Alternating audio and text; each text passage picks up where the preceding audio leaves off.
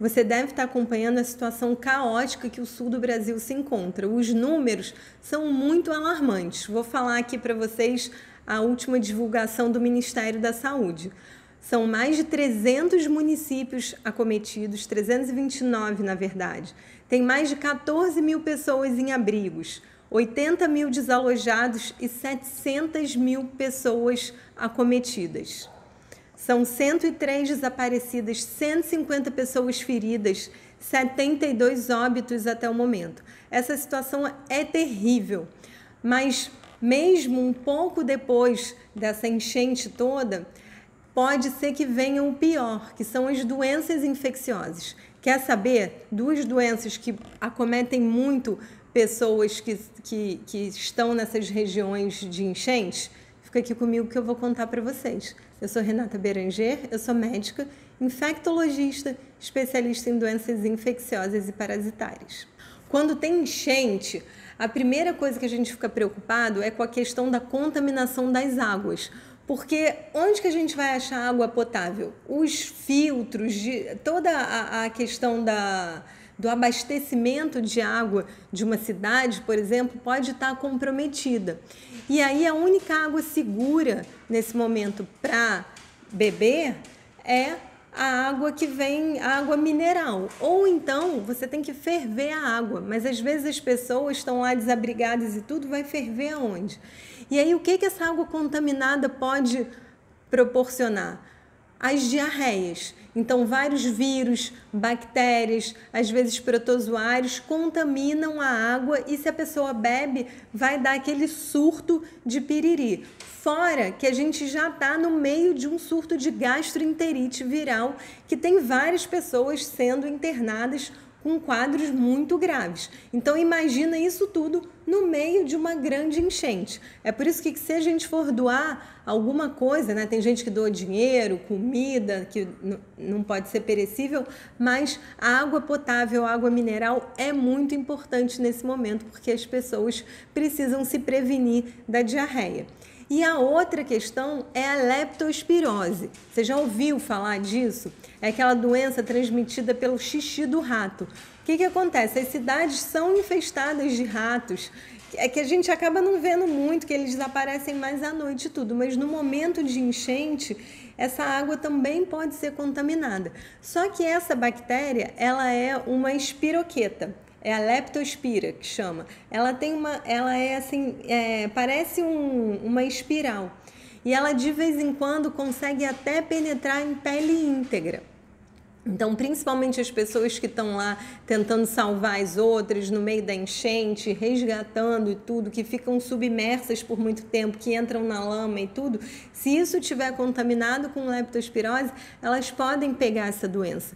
E qual que é o problema? Também, no meio de um surto de dengue, os sintomas iniciais são muito parecidos. Só que a questão da leptospirose, ela é uma bactéria. Então, a gente tem que tratar com antibiótico. Então, isso na cabeça dos profissionais de saúde que estão atendendo essas pessoas tem que ficar muito clara. Porque a leptospirose é uma doença febril aguda. Então, aí, mais ou menos de 5 a 10 dias depois da exposição, a pessoa vai ter uma febrona, muito parecida com dengue, e aí isso pode ter vários caminhos. A maioria dos casos não é tão grave, às vezes você pode ficar com icterícia. O que é isso? Aquele olho amarelo que parece da hepatite, mas não é uma hepatite viral, é uma hepatite que é causada por essa bactéria, a leptospira, e às vezes pode ter até uma característica específica, que é uma icterícia rubínica, que a gente fala, que parece que um olho fica meio amarelo avermelhado.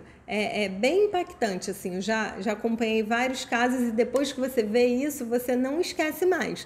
Mas nem todo paciente vai ter esse tipo de manifestação, às vezes é só febre, mal-estar e tem um tipo específico que causa hemorragia pulmonar. Então, às vezes, a pessoa começa a ficar muito cansada e evolui grave, precisando de CTI, precisando de ventilação mecânica, um quadro bem grave, mas não é a maioria dos casos.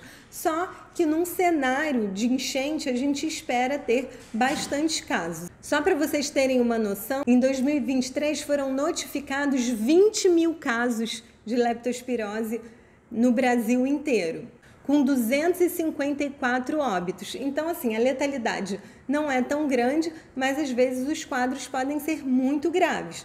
E a gente acredita que agora em 2024, por conta dessa enchente, esse número realmente vai subir bastante. A gente tem mais ou menos um dado aqui de que até agora, em 2024, foram diagnosticados 624 casos. Então, assim, é uma doença importante, mas que não é tão comum, mas provavelmente devem ter mais casos, porque às vezes ficam subnotificados, porque para você fazer esse diagnóstico, você tem que fazer uma sorologia, um exame de sangue, para ver se realmente foi ou não.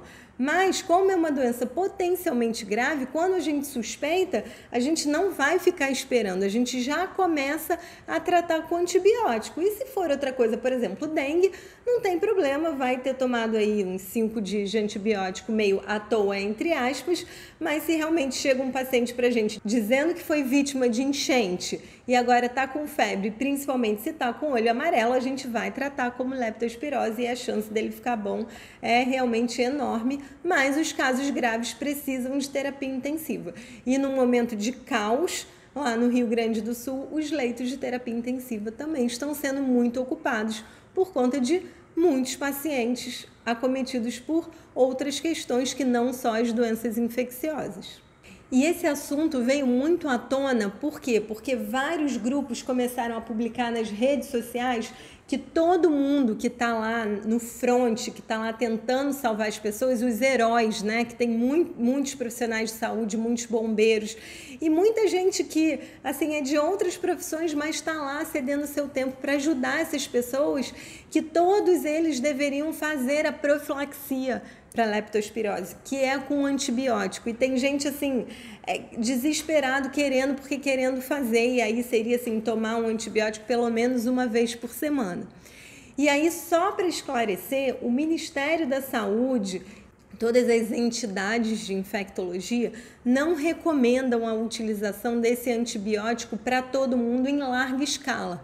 É muito importante que você seja avaliado por um médico para entender realmente qual é o seu custo-benefício em fazer esse antibiótico. Por isso que tem tantos médicos que estão se colocando à disposição para fazer telemedicina, para ajudar essas pessoas, porque imagina, você está lá salvando vidas e ainda corre o risco de ter uma infecção grave. Então, não faça nada sozinho, procure realmente a ajuda de um médico que, caso a caso, essa profilaxia sim pode ser feita. Não é para todo mundo, tem critérios que a gente tem que seguir.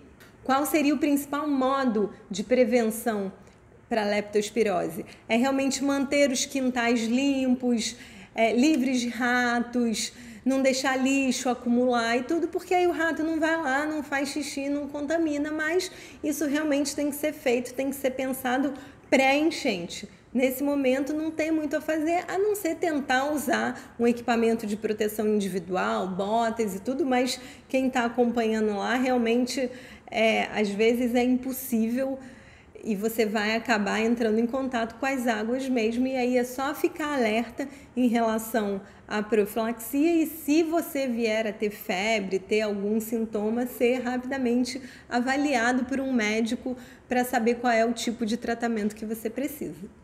Deixa aqui escrito para mim se você está no sul, se você está precisando de alguma coisa ou não, se você é um dos heróis que está lá ajudando as pessoas ou se você já passou por algum tipo de situação como essa. Obrigada e até a próxima.